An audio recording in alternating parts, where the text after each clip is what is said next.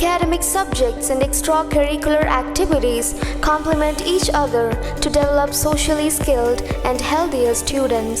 St. Francis School, Vaniyambalam, affiliated to CBSE, Delhi. പ്രതിപക്ഷ നേതാവിന്റെ പ്രതികരണം കേരള വിരുദ്ധമെന്ന് CPM പോളിറ്റ് ബ്യൂറോ അംഗം A. വിജയരാഘവൻ.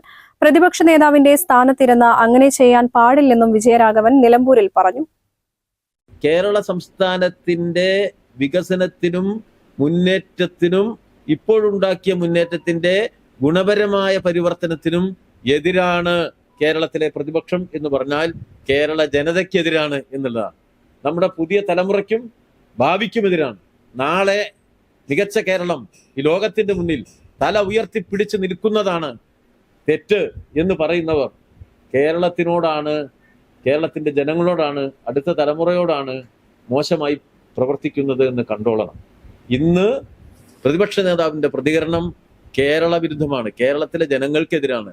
ആ നിലയിലുള്ള പ്രവർത്തനങ്ങൾ ഒരു പ്രതിപക്ഷ നേതാവിന്റെ ഭാഗത്ത് ഉണ്ടാവാൻ പാടില്ല. അദ്ദേഹം ഇരിക്കുന്ന സ്ഥാനം ആ നിലയിൽ നമ്മൾ കാണേണ്ടതാണ്. ആ സ്ഥാനത്തിന്റെ മഹത്വം ഒട്ടും ഉൾക്കൊള്ളാൻ കഴിയുന്നില്ല. ചിലപ്പോ കോൺഗ്രസില് പേരിന് സതീശൻ പ്രതിപക്ഷ നേതാവും ഒന്നിലേറെ പ്രതിപക്ഷ നേതാക്കന്മാരായ ഒരു അരഡസന ആളുകളും ഉള്ളതുകൊണ്ട് അദ്ദേഹത്തിന് സംബന്ധിച്ച എന്തെങ്കിലും പരിമിതിയാണോ എന്ന് എനിക്ക് പറയാൻ വയ്യ.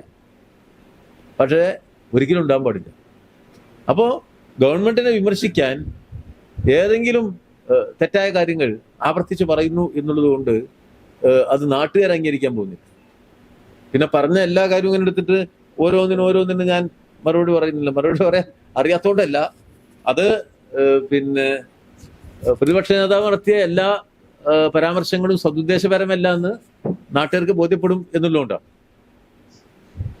ഇവിടെ ഗവൺമെന്റ് സാധാരണ മനുഷ്യനോടാണ് ഈ ഗവൺമെന്റിന്റെ പ്രതിബദ്ധത. എല്ലാ കാലത്തും അതിനെ കാണിച്ചിട്ടുള്ളത്, എല്ലാ ഇടതുപക്ഷ ഗവൺമെന്റും അതിനെ കാണിച്ചിട്ടുള്ളത്.